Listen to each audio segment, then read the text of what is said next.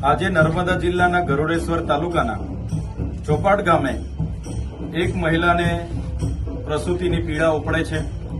ગામમાં રસ્તાની સુવિધા ન હોવાના કારણે ત્યાં એમ્બ્યુલન્સ પણ પહોંચી શકતી નથી કે કોઈ આરોગ્યનો સ્ટાફ પણ પહોંચી શકતો નથી।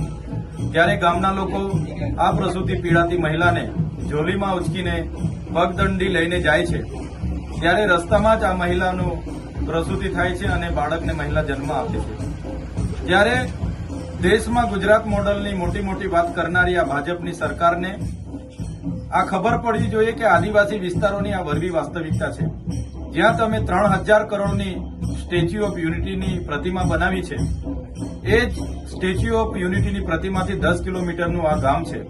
આજે પણ આ વિસ્તારોમાં શિક્ષણ હોય, સિંચાઈ હોય, આરોગ્ય હોય, પીવાના પાણી હોય, રોજગાર હોય, તમામ બાબતો આજે પણ આ વિસ્તાર વંચિત છે।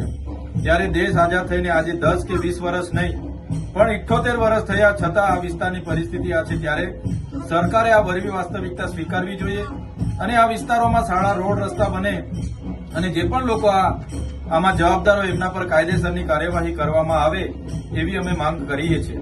આવનારા દિવસોમાં આ પરિવારની મુલાકાતે પણ અમે જવાના છે। ત્યારે સત્વરે સરકાર યોગ્ય કાર્યવાહી કરે એ પ્રકારની અમે માંગ કરીએ છીએ। पुतने ते जाए आई कौन पुत हम पुतने को उंगली ते तो जाए नु